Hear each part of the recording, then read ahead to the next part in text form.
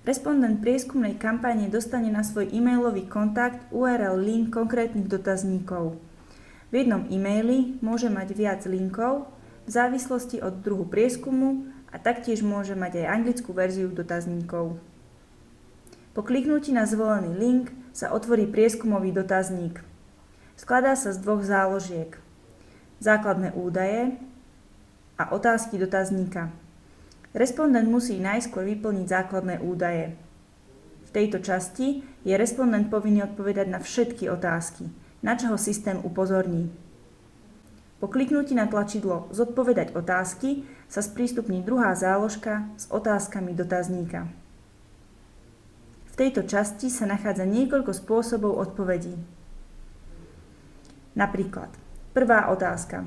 Respondent si vyberá z ponúkaných možností, pričom si môže vybrať viacero možností. Druhá otázka. Respondent si vyberá z ponúkaných možností, pričom si môže vyberať viacero možností a tiež môže doplniť vlastnú možnosť do prázdneho políčka. Tretia otázka.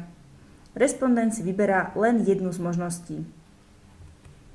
V dotazníku sa môžu nachádzať niektoré otázky, ktoré si vyžadujú odpoveď a respondent je povinný na ňu odpovedať, tak ako napríklad v tretej otázke.